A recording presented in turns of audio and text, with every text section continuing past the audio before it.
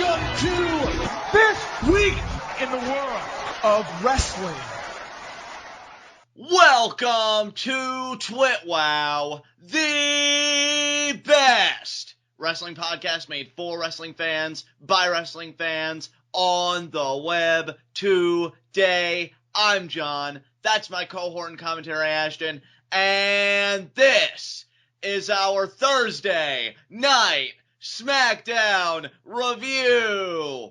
And I gotta say, I had fun with Smackdown tonight. I gave some serious momentum to a certain feud going into the Royal Rumble. In fact, two feuds. So I like the progress that was made. A quality U.S. Championship match that I know has been the subject of some controversy. I can't wait to talk about it with my cohort and commentary here. And just overall, a very fun 2 hours and commentary for the second straight week. What a breath of fresh air. I have a lot to say about that as well tonight. I can't wait to get into it. Partner, what do you think of tonight's show? It's so weird to hear you say Thursday night Smackdown review for the first time in however long, but, you know, I gotta say, this was a really solid show, some really good matches that we got tonight, and my personal favorite was kind of some of the stuff that we got with the women, so we'll get to that when we get to it, but yeah, it was fun. Completely agree with you. With that said, guys, let's not waste any time. Let's get into our first segment, Heat of the Night. And I gotta tell you, I got zero heats of the night tonight. I have zero nitpicks. I really enjoyed all 2 hours and nothing really offended me or irritated me. What about you? Yeah, it was a good show. I don't have any full-blown heats of the night, but I do have a nitpick. And it doesn't even really have to do with the writing. It's just more the format. Okay. I don't like how, and again, this is obviously something that SmackDown has had going on for a long time now, but with it being only 2 hours and Raw being 3 hours, it would make more sense to have Raw do this kind of stuff. But what I was going to say is, I don't like how much SmackDown still recaps Raw. That is true. You know, and I because think they're even trying to say like they're going to try and push SmackDown as an A show now, and they're going to have like Raw and SmackDown be 1A and 1B.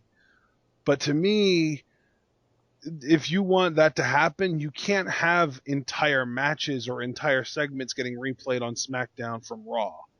And I agree, because we had the whole Roman Reigns the One versus All match from Monday recapped. Yeah. And, you know, some other things recapped. Like Sting's Hall of Fame, at least I can understand that, but the Roman Reigns thing was ridiculous. Mm-hmm. I think, you know what, to be fair, I'm hoping that it's just a case of them still trying to find their footing to make SmackDown an A show, and then they'll cut that out completely down the road, but I doubt it, because I always feel because like I don't remember them doing that last week. You know, I'd have to go back and watch last week again, to be honest, to remember, but I don't remember it either. So it's weird that they recap like that whole segment this week.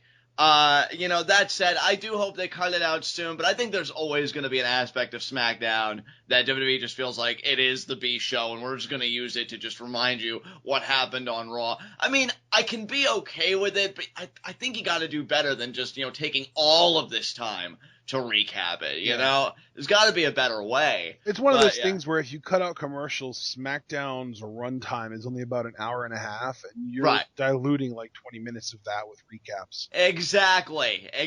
You know, you really got to hit the ground running here, and you need to use all the time that isn't commercial-based, you know, to your advantage, and just recapping something that we all already saw, and in this age of media, could go back and watch if we wanted to on YouTube or this platform or that platform. You know, it's pretty ridiculous to me.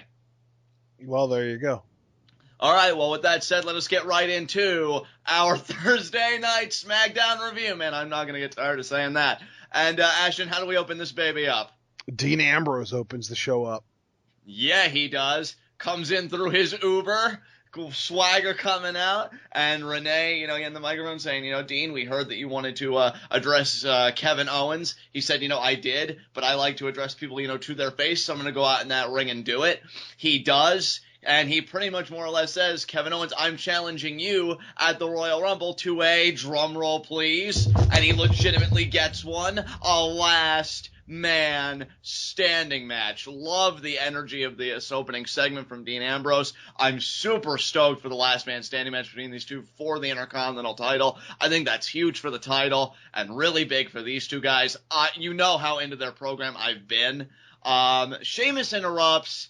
And you know what? His interruption was all right. I actually have in my notes, I would have preferred if Owens would have interrupted straight away, because I feel like you really had a moment knowing that the Intercontinental Championship was going to be contested under, like, last man standing rules.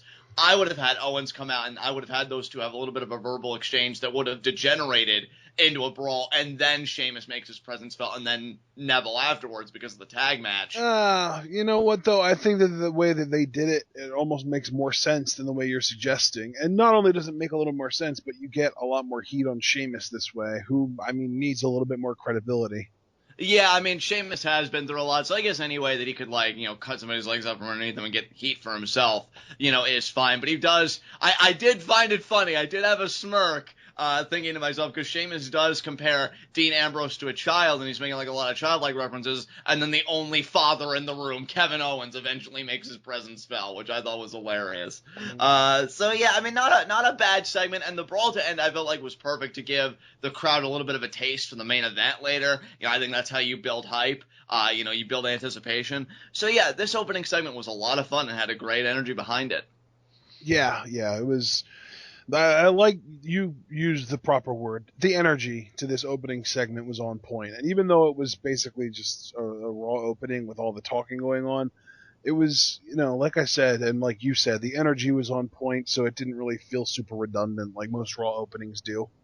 And I gotta tell you, bro, for me personally, Dean Ambrose has really, even though I don't expect the reign to last much longer, but we'll get into that a little bit later, he has really come into his own to me as Intercontinental Champion, because again, like, I loved how he entered the arena. Forget Intercontinental Champion, he's come into his own as a babyface just in general. He is thriving in this role. Yeah, dude, he really is, because from the way he entered the arena, and then I love the line that said, so how about it, Kevin? Let's see if you can do what nobody's been able to do, and that's put Dean Ambrose down and keep him down, you know, referencing the whole last man standing rules. I thought that was a great line.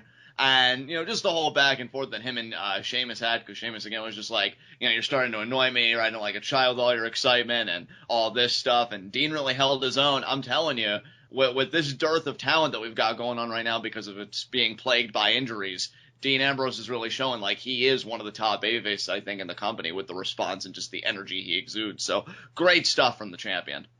Yeah, absolutely. So after this whole open, we get kind of a rundown that we're getting a triple main event tonight, which is ridiculous because we had we literally had a match in between every one of these matches. So to call it a triple main event is just stupid. Owens and Sheamus versus Neville and Ambrose is one of them, but then the other one is the Dudley Boyz versus Eric Rowan and Luke Harper from the Wyatt family in a tables match. And of course, what we know from Monday, Kalisto versus Alberto Del Rio for the U.S. title. So they're calling it a triple main event. At the end of the day, it's just 3 big-time matches. The only one that was actually the main event was this tag match that the opening segment set up for. But then they have this thing that they're doing on Smackdown now. They actually did it at least twice in this show that I counted. These social media rundowns where they just kind of show you what the different performers and you know the people that are in the WWE universe are saying. And in this first one, they showed Roman's tweet about everything being one versus all, whether it's him one-on-one or handicap match or this Royal Rumble thing. Everything is and always will be one versus all for him. I guess he's kind of leaving Dean and the Usos to hang by the wayside. And then they showed Sheamus' tweet also about wanting a one-on-one match for the title, and that he would find Roman, I believe he said, grazing amongst the sheep or something like that. Yeah, something to that effect. Yeah, but, you know, what do you think of this whole idea of them doing like this social media rundown to hype up matches? You know, I think it could work. I think, to WWE's credit, and it surprises me to say that, I think they're trying to find a way to really maximize the benefits of social media to the point where it can be nauseating, but I can appreciate them trying to find a more creative way of doing it. I think it is, John? I think this is another case, kind of like what we were talking about last night. I love the idea, but the execution needs some tweaking. Yeah, absolutely. And I completely agree with you there. I think give it time, give it some tweaks, and I think maybe they'll find a good middle ground. But I mean, social media isn't going anywhere either with WWE's, you know, boasting of it or just, you know, the presence of social media in general. So you might as well make the best of it. And I think that's what WWE's trying to do here. Exactly. So then we get to our first match of the night. which is the tables match between the Dudley Boyz and then Luke Harper and Eric Rowan. And this was, I mean, it wasn't really anything worth writing home about. We had a lot of different kind of little teases, but no real big noteworthy spots until the end. And the end was even kind of lackluster because it was pretty much just Bubba Ray shoving Eric Rowan off of the steel steps, and he landed on a table.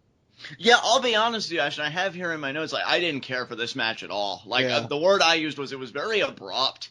This match was far shorter than I thought it was going to be, and the finish was so abrupt. And I actually put here, if you don't mind me quoting my notes, I said, I understand that the Wyatt family went over at TLC and the Raw in Philadelphia, but I really don't see any reason why the Dudleys had to win here, and I still stand by that. To me, you know, they are such a... And actually, you know what? Now that I think about it, I said that Bubba pushed Eric Rowan into the table. It was actually Harper. It was Luke Harper, yeah. Yeah. So that's even weirder to me, because you would think that WWE would put Eric Rowan in this match to eat the loss. Right. Otherwise, what point does Rowan even serve in this match if he's not going to be the one to lose? Yeah, I mean, I agree with you. Given who the Dudleys are, their accolades, and just their name brand, who they are as a team, I don't really think it would sully their careers to be on a really one-sided feud one time in their careers. I would have had the Wyatt family go over. To me, it's funny because I like the beatdown post-match, you know, with Braun Strowman doing his thing and everything, but the double chokeslam to Bubba by Harper and Rowan from the announce table through the two tables, that would have been my match finish. Yeah, exactly. Yep. It's almost like, and to me, this too is a big reason why I don't really put a ton of stock into the loss. It's almost like with stuff like this, like the tables match and the battle royals and, you know, that kind of stuff. And we even had a commenter mention, I think it was Wrestling Fan LC actually, that he would have had a heat of the night last night for NXT because Eva Marie eliminated Asuka from the Battle Royal, and that she should have had Nia Jax's help in order to do that. She shouldn't have been able to do it on her own. To me, though, that doesn't matter. And to me, like, this is the same thing. We even talked about it, or at least I mentioned it. The finish itself was really kind of lackadaisical because you just have Bubba shoving Luke Harper, who lands on a table. Like, nothing about that finish made it seem like the Dudley Boyz are better wrestlers than Luke Harper and Eric Rowan. It just made it seem like they got lucky. And that's kind of the same thing with Eva and Asuka from last night, where, like, sure, she eliminated her, but that doesn't really mean that she's better than her or even portray her as being better than her in any way. That is an excellent point, and you used the appropriate term there. It was a very luck-based victory for the Dudleys. Yeah. You know, which I guess it does take the sting out of it a little bit. It was more just like Bubba being savvy. Right. But I gotta tell you, dude, you know, I even have here, like, I'm just very curious how the Wyatts are going to be built up on the road to WrestleMania, especially with the recent rumors. I know you and I talked about them, like, I think a few days ago, and now they're really making the rounds on social media with the whole Sister Abigail thing. So, yes. You know, oh my God. You know, and I said, like, it is a little hard to get excited about that with this kind of booking, but I do think, again, you make an excellent counterpoint saying it's not necessarily that the Dudleys are superior. They were just in the right place at the right time to win a match of this style. So, I don't know if you saw, actually, yeah, I do, because I sent you a link to it on Twitter, but Santana Garrett did something about possibly Sister Abigail. Like, I don't know if they're going to do that with her or if they've even signed her, but the idea of her being in WWE, and then on top of that, the idea of there being an actual physical Sister Abigail, and then combine those two ideas together with her playing Sister Abigail. And if you don't know what that sound was, that was my mind exploding. I just want to say very succinctly, because I'm sure we'll have a more in-depth discussion about this in the future if it shows more signs of actually happening. If they are going to have, like, a physical manifestation of Abigail, I really hope that's the period that the Wyatts dominate, because they should do nothing less if she's going to be more hands-on with this family. Because they've done everything in her name anyway, so when she gets hands-on, like, you should be unfreaking stoppable to me. To me, though, let me just say, this is just me getting my opinion out there rather than actually saying anything relevant, but I am not a huge fan of the Sister Abigail character getting embodied, in a physical form, like actually having her be a thing. Right. To me, I would be perfectly down with there being a female member of the Wyatt family, But it Right. doesn't necessarily have to be a Sister Abigail. And it's funny because I've even mentioned before, rather than these guys being Eric Rowan, Luke Harper, Braun Strowman, they should be Brother Luke, Brother Eric, and Brother Braun. Yeah. It would be so much more simple. It would play up the family aspect. It would play up the cult aspect especially. And they could even call Bray Wyatt Father Wyatt or Father Bray or something like that. Like, really make it seem like, holy shit, these guys are like a fake church. Like, they're a full-blown cult. And I think the WWE's missing the ball there a little bit, but obviously with as far as they've gone with the Wyatt family in its actual form, I don't think they're going to change anything soon. That being said, though, like I said already, Sister Abigail, I'm not too fond of, but a female member of the Wyatt family, I'd be down with. Yeah, that has very intriguing possibilities to me, especially as it relates to WWE, like the main roster, the Divas division, because a character like that, you know, a female Wyatt family member, I think could really shake things up. But only time will tell. So anything else you want to say about this match, or can we move on? Yeah, I will say that because of the fact that there's kind of this fan theory lore that kind of plays into his promos that he's cut in the past, that Bray Wyatt isn't the name of the performer that we're seeing, it's the name of an evil spirit that possessed this performer. Right. And they could do that with Sister Abigail too. They could, like, yeah. I mean, they probably wouldn't come right out and say it, but we could at least convince ourselves that that's the case, because the whole reason that I have a problem with Sister Abigail being, you know, personified is that she's supposed to be dead. Yeah. So this would kind of be like, okay, so now, like, I get that you've got this, you know, swamp-dwelling bearded cultist running around, brainwashing people and convincing them that he is like a god to them. I've accepted that. You've gotten me into that layer of kayfabe. Cool. But now you're trying to convince me that someone can be resurrected from the dead. And even though The Undertaker kind of went there, that was his gimmick. You're basically asking me to just kind of accept this as a side thing. Right. Especially when you make comparisons between a promotion like WWE and one like Lucha Underground has a mythos embedded into it where I think it could get away with something like that. WWE has no mythos embedded into it. So I completely agree with you. WWE tries really hard to come off as a legitimate sport.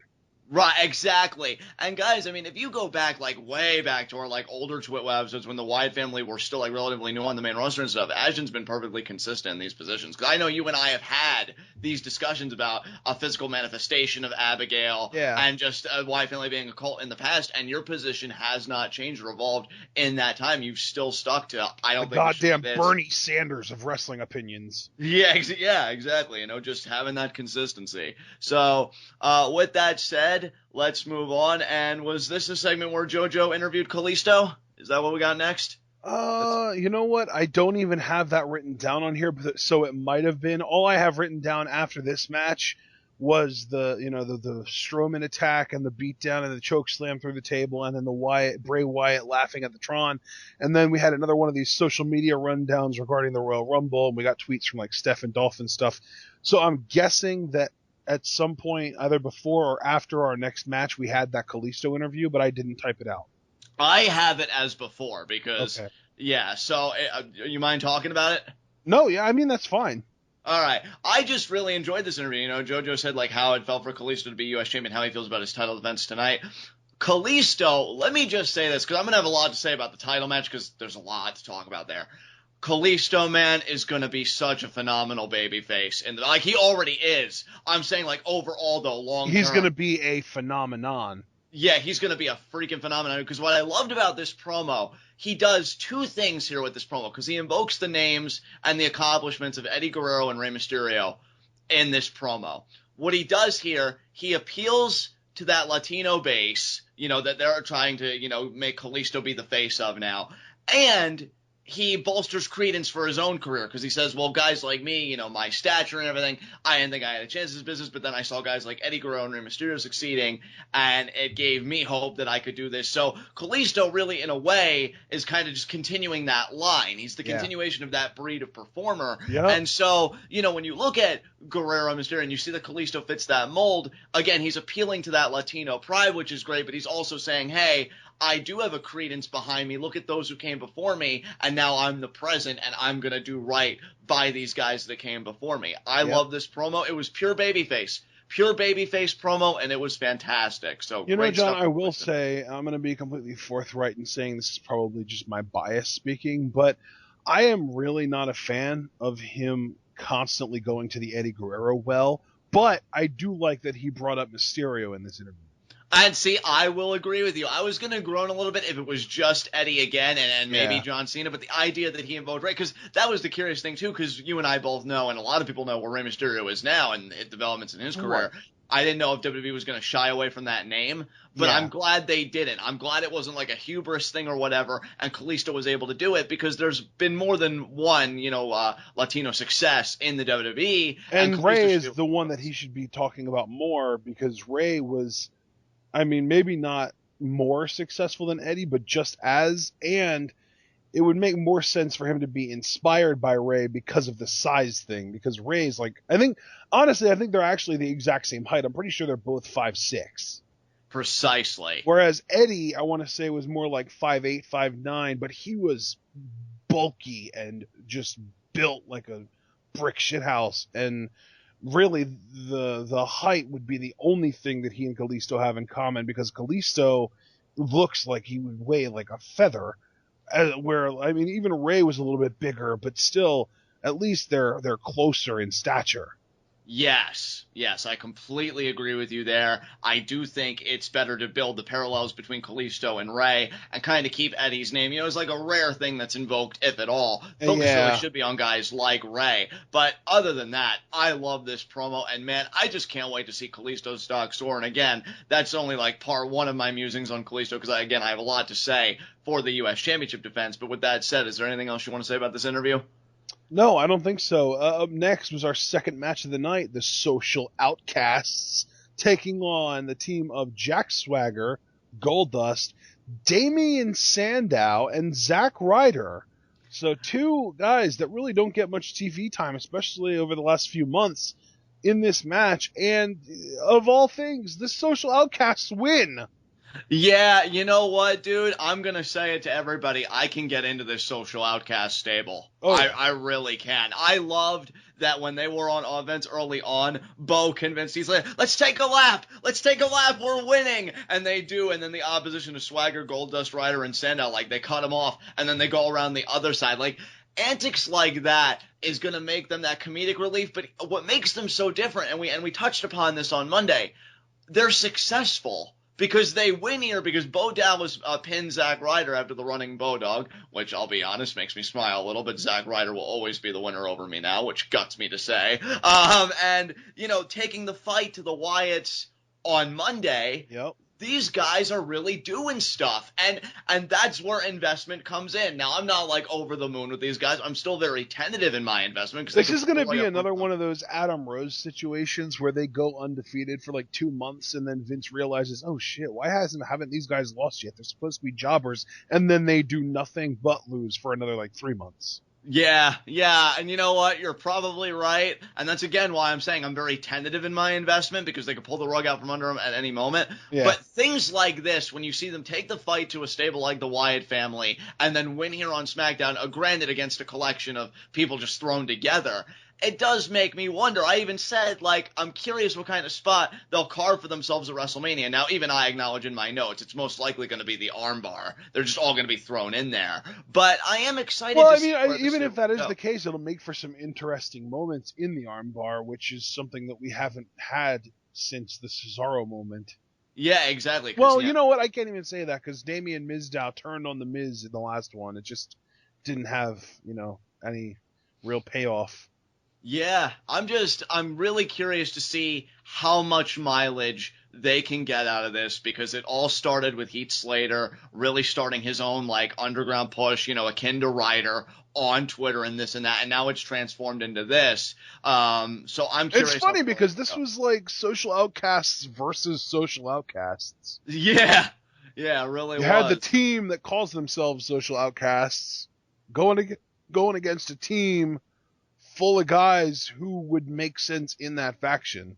Yeah, absolutely. And I mean, Damian Sandow, we finally found him, and he got to be on TV. And it's weird because this team was all baby faces, but Sandow was really kind of healing it up in this match. Which actually was a welcome sight, because, man, I just miss Sandow healing it up and just doing his thing, man. Like, it was great seeing him on TV. But didn't it seem weird, like a weird juxtaposition that he was a heel and he was really kind of, playing that aggression up, and then he's teaming up with Swagger, who's super over with the We the People stuff, and Goldust, who's been a babyface for a while, and friggin' Ryder, who's babyface for life at this point. Like, it's just a weird mix. Yeah, it's definitely a weird class, especially when they are trying to get Social Outcasts, I'm convinced now, over as babyfaces, which is still weird in its own right, because you figure Adam Rose up until this point was doing the whole party pooper thing and doing that expose with Into the Rose Bush or whatever he called it, and Bo Dallas, for God's sake, so is just that annoying,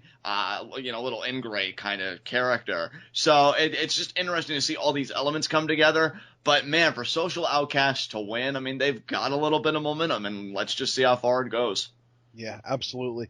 So after the match, we had a little bit of a rundown talking about John Cena's injury, how he recently got successful surgery, and he's going to be out for a little while.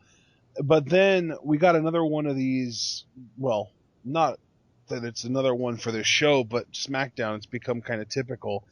A Raw recap. Roman Reigns, 1 versus all. We didn't see, I don't think, the entire match, but we saw a pretty good chunk of the highlights of this match from Raw. Yes.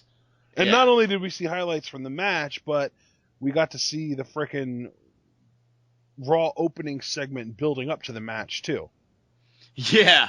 So, they devoted a lot of time to showing you stuff that you already saw. Yeah, like Roman Reigns wasn't even on SmackDown, and they decided, you know what, that's a problem. We need to give people Roman Reigns on SmackDown, goddammit. Yeah, exactly.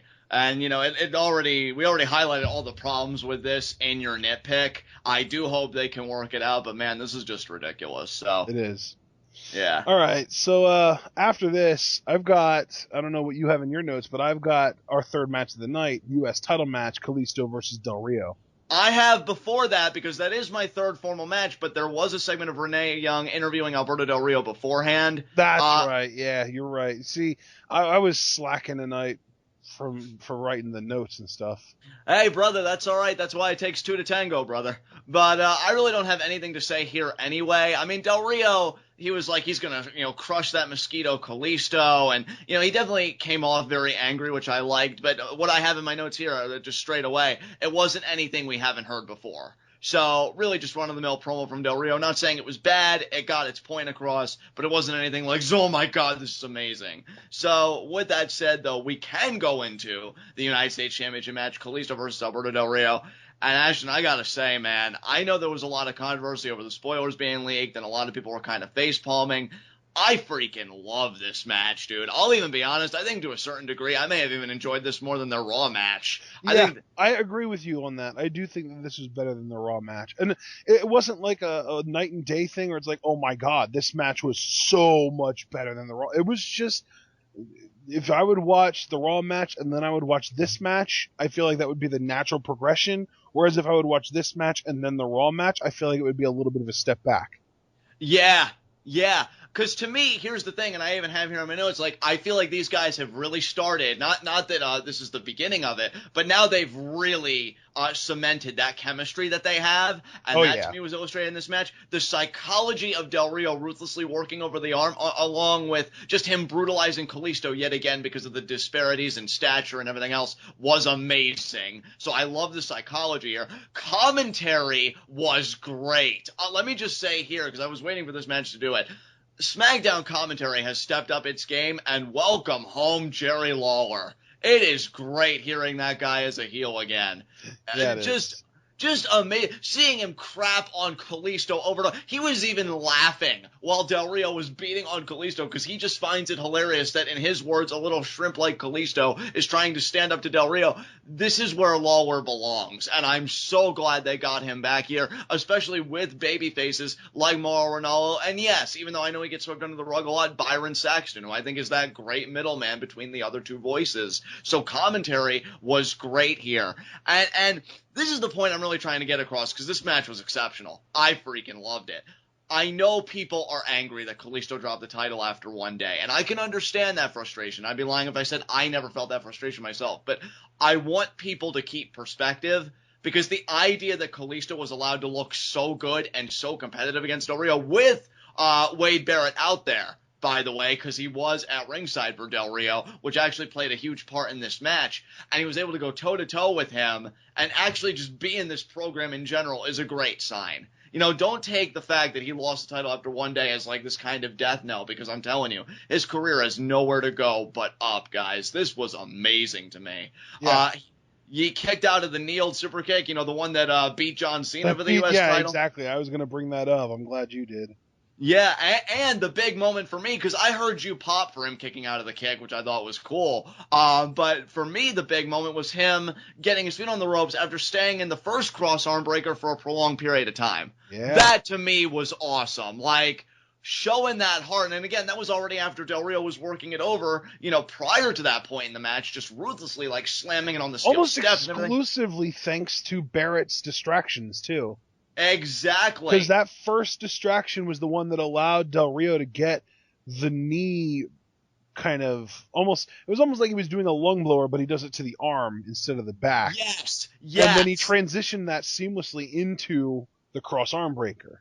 And by the way, I may be having my match moments out of order, and forgive me, so you can kind of color this as a rewind, but that Hurricane Rana counter by Kalisto to the double stomp, though, holy crap, that was amazing. Yeah. Like, I think that was actually relatively early on in the match, if not towards the middle. I actually do think that was either the middle or just immediately after that first Barrett distraction. No, I think it was before that. I'm pretty sure it was, at least. Yeah, I think it was just a little bit before that, though. Not too much. Yeah, because I'm pretty sure, didn't they transition from that, and then Kalisto wanted to go for the Salida del Sol, and that was when Barrett did the distraction. I think you're right. But I just wanted to point that out, too, because that was an amazing feat of athleticism. And, yeah, I just freaking love this match. And then Kalisto tries going for the dive on the outside. Barrett blatantly pushing Del Rio out of the way to protect him. Del Rio gets Kalisto back in the ring in the cross arm breaker. So I guess the moral of the story to me, we can all jump the gun at spoilers, but context is everything. Because Kalisto fought his heart out, and this was an amazing match. I can't wait for the rematch. This was so good, and I'm really getting into this program now. Whether or not Kalisto regains the championship, because I'm not going to get up here and be like, oh, he's going to regain the title because you don't know. It doesn't change the fact that Kalisto's future as an amazing babyface in the current climate of WWE, appealing to children and everything, is freaking secure. This guy is amazing. He is. He's a special talent. And you know what? It's one of those things, too, where we've always said Rey Mysterio is the greatest luchador in American wrestling history. I think that by the end of his career, Kalisto is going to give him a run for his money for that title. I wholeheartedly agree with you. And really, let's just be blunt about everything. Let's just be point blank. I mean, WWE went out of their way, in my mind, to protect Kalisto here, because it took Barrett blatantly interfering and 2 cross arm breakers to beat Kalisto. I mean, you made the guy look like a freaking beast. I love it. And to me, this doesn't really lower the stock of the U.S. Championship. Do I like that Del Rio has it again? No, because I think he's overrated. You know what, John? The one thing I will disagree with you on is that this doesn't lower the stock of the U.S. Championship. I think it does, but even if only temporarily, because to me, this match was Kalisto was the better man, but still lost because of the distractions and the Barrett help. Exactly. So that the fact that Del Rio has it now makes it slightly less prestigious, but I think as soon as Kalisto gets it back, its prestige level will go right back to where it was. Well, then let me just pose the question to you straight up. Do you think Kalisto's going to get it back at Rumble or whatever? Do you think that's where the story's going? I don't know if it's going to be at Rumble, but I think to me, I think that they might have done this to give Kalisto a WrestleMania moment, because they might have Del Rio hold that title until Mania and just have them kind of stretch out this feud.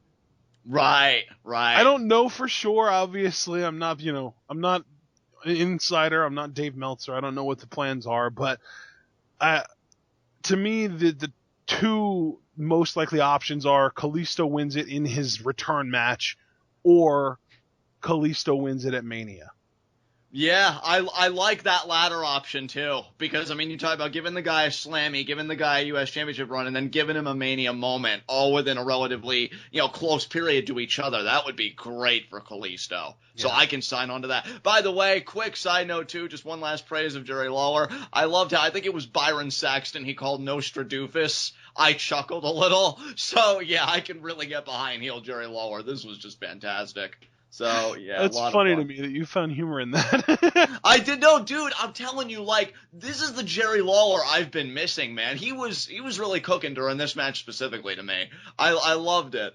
Yeah, I really have to say, I had so much fun with this, and just hats off to everybody involved. This is awesome.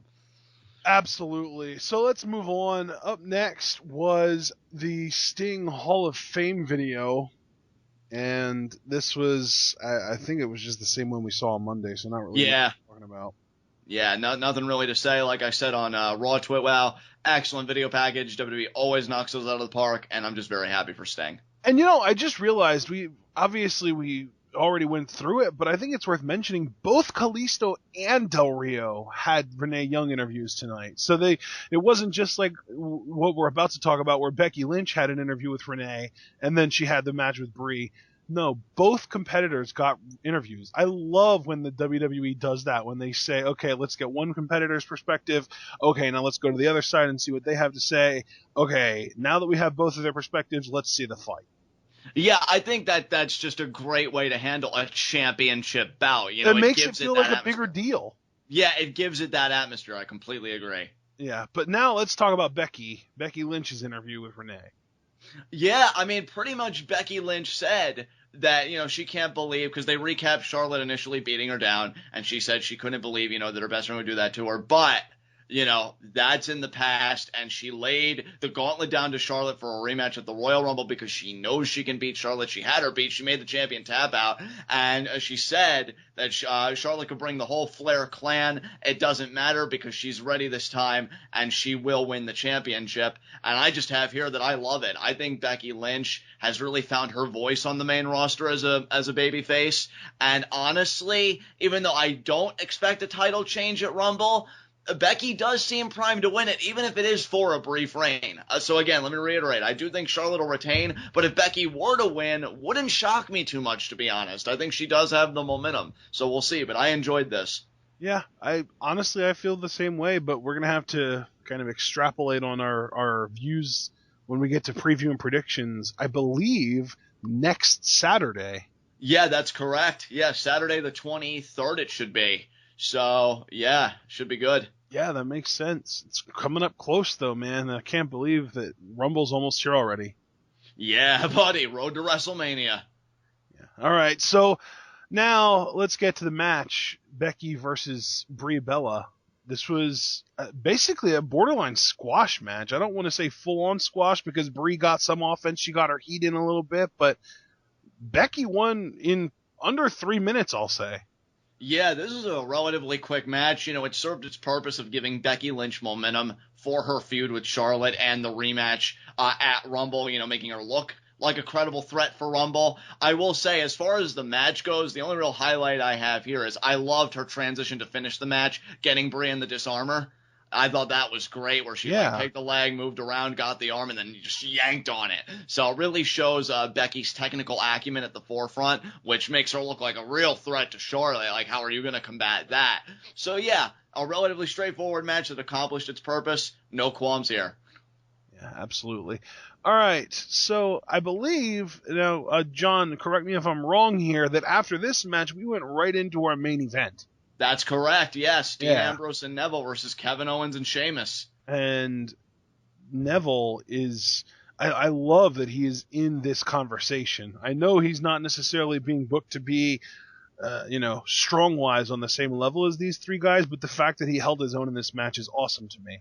Dude, I actually have quite a bit to say about Neville, but I don't want to get ahead of myself. I do want to talk a little bit about the tag match first. Right, of course.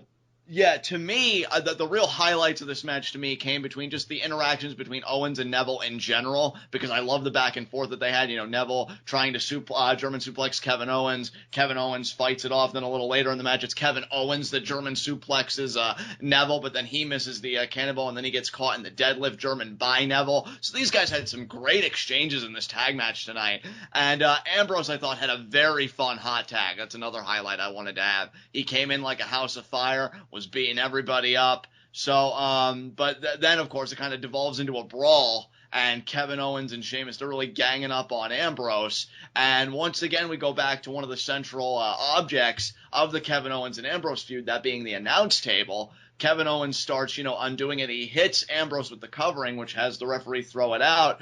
And it seems like it's going to be the end for Mr. Ambrose, another sour night. But Neville does make the save, Ashton. Yeah, and like I said, I love that he held his own in this match. It's awesome to see. Yeah, my big thing here, and this is what I want to talk about Neville, I love the dive over the ropes where he took out Sheamus and Owens, and just how pumped up he got when he did it. Then you get Owens back in the ring. Ambrose hits him with dirty deeds, and my favorite part of this whole thing, for as hyped as I am about Kevin Owens, Ambrose, and Last Man Standing and Rumble and all that stuff, to me, Neville took the night away, because I love the intensity on his face and the tension in his body, like just begging Ambrose, please let me put the final nail in this son of a bitch. And he's just putting his hand out. Ambrose looks at him. They do the great tease, and he's on the top rope and he's talking trash to like an unconscious Owens while he's doing it. Like, this was a fired up, angry Neville, hits the red arrow, and I gotta say, like, that whole moment, that whole atmosphere really made me say that ideally, and again, we'll get into our formal and official thoughts on the 23rd, because there's still a little bit of time left, but if I was to fantasy book, I'll say right now, I would have Owens regain the IC Championship, and then I would have a program between him and Neville for that Intercontinental Championship that culminated in a title match at Fastlane. I would love to see Owens and Neville mix it up for the Intercontinental Championship, because after that, I think Neville really put an exclamation point on things. He's still taking the fight to Owens, and I think it's time we really start getting Neville in more serious conversations, starting with the Intercontinental Championship. Let's really start pushing him again. It's so funny you say that you want Neville versus Owens for the IC title, because first of all, the first step is getting the title onto Owens, which I do think they're going to give it back to him in this Last Man Standing match, because that's the perfect kind of match for Ambrose to lose without losing any credibility, because nobody looks like a tough son of a bitch while getting dominated better than Dean Ambrose. Completely agree. Yeah, absolutely. So I think that I'm not going to say that it's just, it's said and done and over with, and that's a sealed deal kind of thing. Right. But I will say that I'm pretty confident that Owens is going to get the title back. I just want it to be Sammy. I want Sammy to be on the main roster so bad, and I want his first feud to be with Owens over the Intercontinental Championship. I agree with you, and here's the thing. The only reason why I'm even penciling Neville in is because I know that WrestleMania gets a little bit more of a build than the other pay-per-views, because there is that break. So you could still, in my mind, get Sammy in, and honestly, given their history, they wouldn't even need a lot of time. Not that I wouldn't want to give it to them, but they wouldn't need a lot of time, in my mind, to get people to care. So you can fit Neville in the meantime. I just think it would be great to get him in that conversation, kind of do with him what they've been doing with Kalisto. You have a guy win a Slammy, now have him actually go for things that actually matter, like a mid-card championship. I think that would be awesome, but I'm still on board with you, man. I'm still thinking Sami Zayn, Kevin Owens, WrestleMania 32, owning the house for that Intercontinental title. But yeah, the IC title, the whole picture is really becoming more interesting, and just seeing Neville kind of punctuate the show the way that he did just put the biggest smile on my face, because I really do think they're getting him back on track, and I do think that when the dust settles from that Last Man Standing match, Neville can formally enter that conversation, or at least that's my feeling, so we'll see what happens. I hope Neville has a strong showing at the Rumble. You and me both. I hope he, I know it normally goes to Kofi and those guys, but I hope Neville can have his own kind of crazy save or something, just something that really makes him stand out. To me, I think. Well, let's not forget the one year that John Morrison and Kofi both had pretty crazy saves. That's true. So Neville can have one. Oh, dude, you know what? No, I'm gonna bite my tongue about that. I'll save that for preview and predictions. Yeah, because wasn't that the year we had the Kofi handstand spot and the Morrison barricade spot? Yeah, I believe. No, you know what? The Kofi handstand spot I think came a year after the barricade spot. Oh, because Morrison was no longer with the company, and I think they still wanted to do a crazy save, so they started giving it to Kofi, if I'm not mistaken. Oh, so, see, I thought those two both happened in the same Rumble. No, I think Kofi I believe was a year after. I'd have to do my research, but I think they were. Let's be honest, John. We don't need you to do any research. You know. I probably do. I don't do anything better than memorizing the details of that man's life. Yeah, I'm sure. I'm sure much. too that you've got it just burned into your brain. Well, John Morrison did it first. Yeah, he did, and it really didn't mean anything because of fucking CM Punk's Nexus, just all ganging up on him and eliminating him. I hated. No, that happened in 2011. Well, yeah, but that was the save. No, because Morrison had the barricade save, and then it didn't even matter because later in the match, CM Punk's Nexus all ganged up and eliminated Morrison. So, okay. All right, yeah. The only reason that I feel like Kofi had his save that same year is because The Miz was on his hot streak, and he was the one that did the handstand spot with Kofi. Right. Yeah, I don't know. Whatever. We're talking way too much about this. Yeah, definitely. This was the end of the show. Let's move on to our next segment, actually. High spots and low shots, and it pains me to do this, but my low shot is Kevin Owens. He is still the greatest. I know. Let me get through this, damn it. John, it's killing me enough it is. He's a father, damn it. I know he's a father, damn it. I know it. He's the greatest father in the history of ever, and he's still the greatest father ever. But it was a rough night for him. I mean, he promised to beat down Ambrose, and he started to, but that dastardly Neville, getting involved where he didn't belong, and then eating both Dirty Deeds and the Red Arrow. He ate 2 finishers. And this is, again, after the announcement of the Last Man Standing match. This was Owens' chance to make a statement, but he received the statement. He was on the wrong end of it, man. So Kevin Owens, unfortunately, and with the heaviest of hearts, is my low shot. Oh, man. I know. Yeah, I mean, when you say with the heaviest of hearts, that's got to be rough. It is, man. I don't know how I'm going to look at myself after this. I don't think you're going to. But you know what, though? Your arrogance was going to overcome that anyway, and you're going to be looking in the mirror and just examining yourself before soon. I know. It's so good to be me. Thank God. If only you were Adam Cole.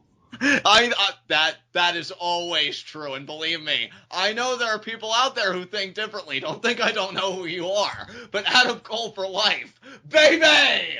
Anyway, who's your low shot? Oh, man. Well, after that, my low shot should be Caltag Star, but I think I'm going to go ahead with the easiest choice that I could have possibly made.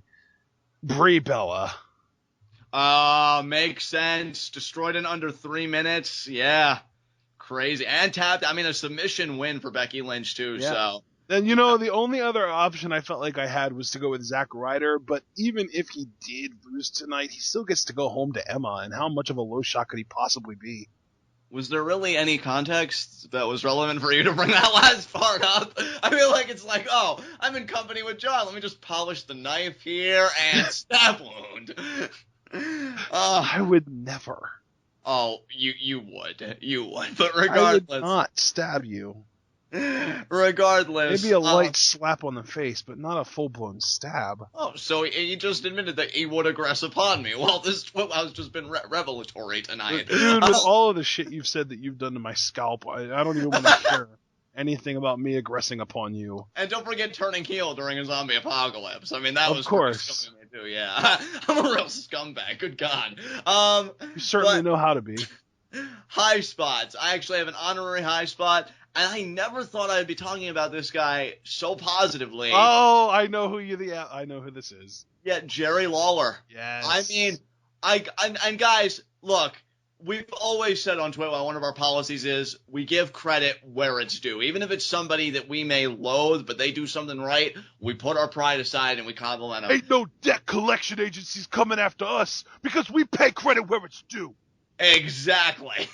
Exactly. And Jerry Lawler is right where he needs to be. To me, him being a face always came off as inorganic. I could never buy into it. I mean, I grew up Dude, if you genuinely feel that way, the last decade has to have been really rough for you. It was, because I grew up with this man alongside Jim Ross being the heel, saying, oh, Kane behind a wheel of a car during the Katie Vick storyline, this is awful, or oh, Booker T, I heard he went to a mall one time and he tried to pay for it in cigarettes, but that I thought Michael Cole replaced Jim Ross as the lead play-by-play guy in, like, 99.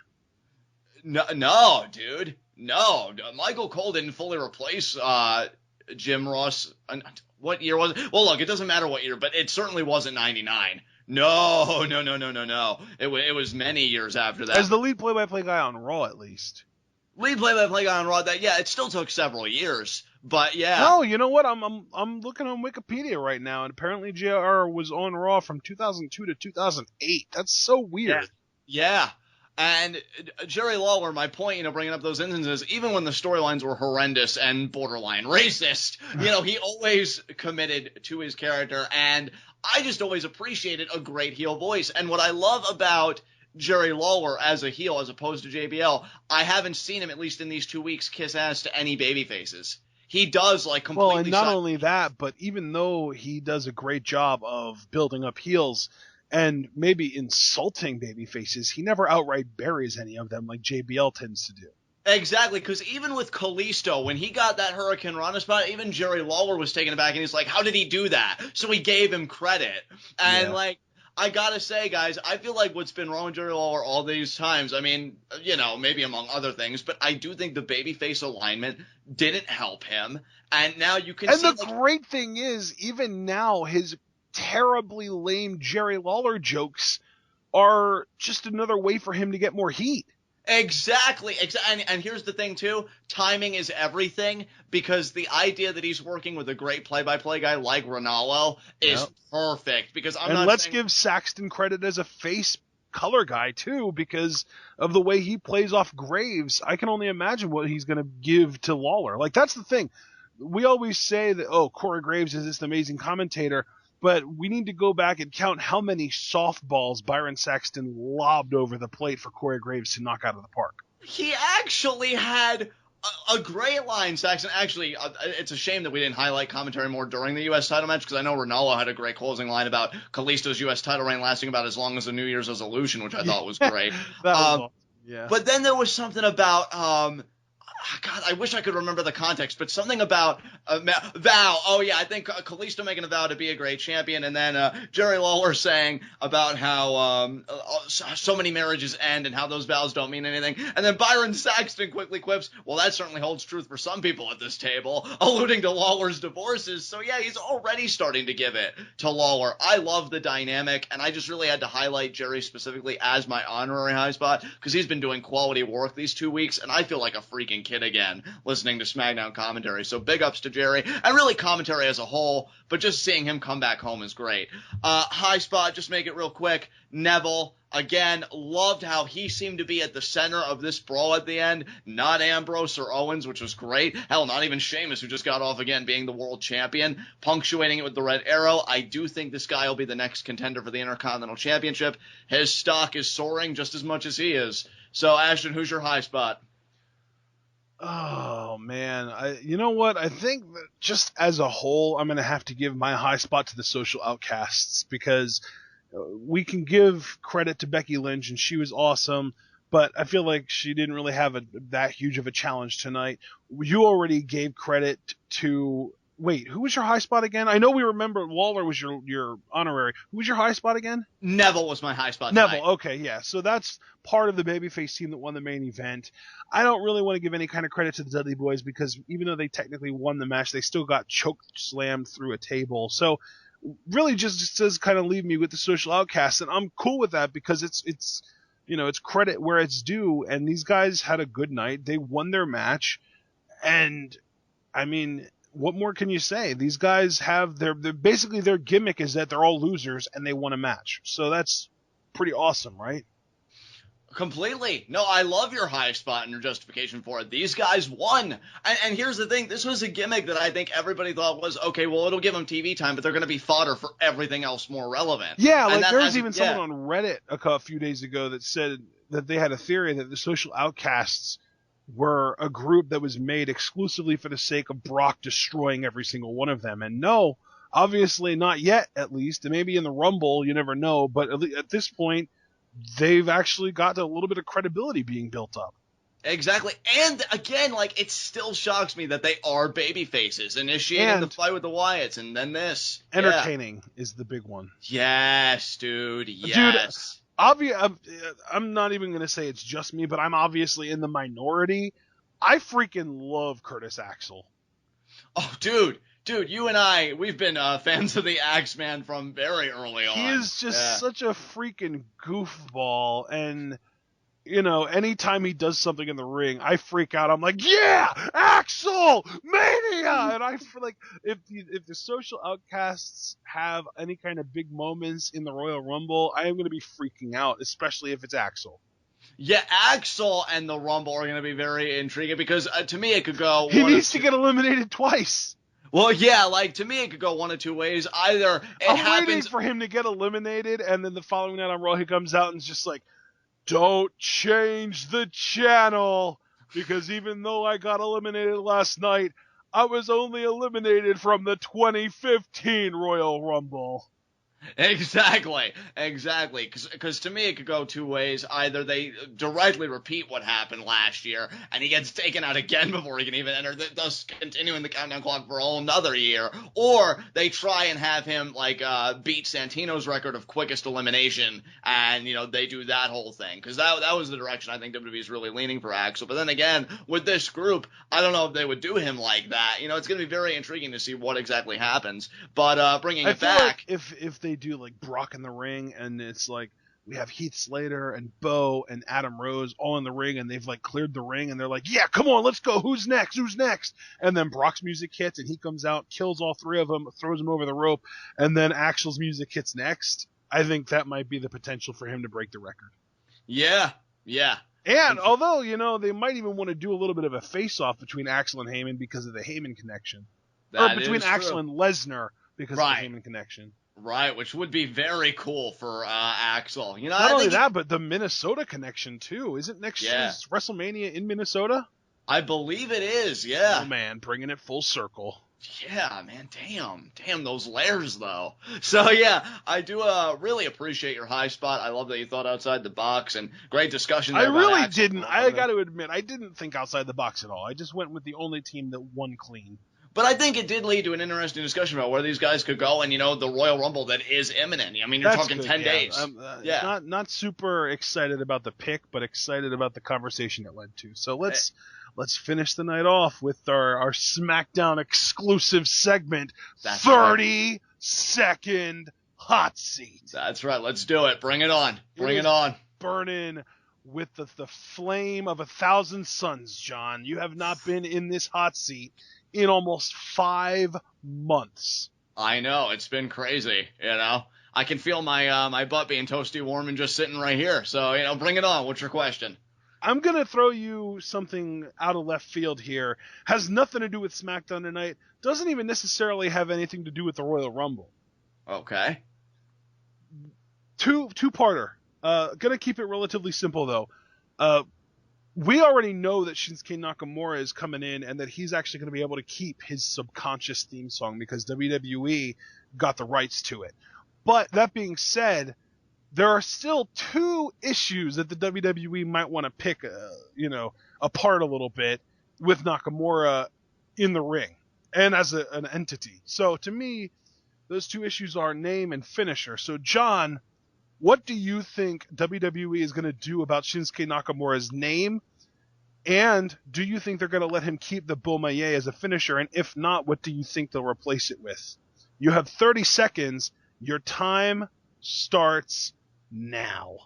As strange as it may sound, the name question is what's going to stump me, because I do think they're going to keep the Bomaye finisher for Shinsuke. I think that's too well known, and yeah, they're just going to let him keep it.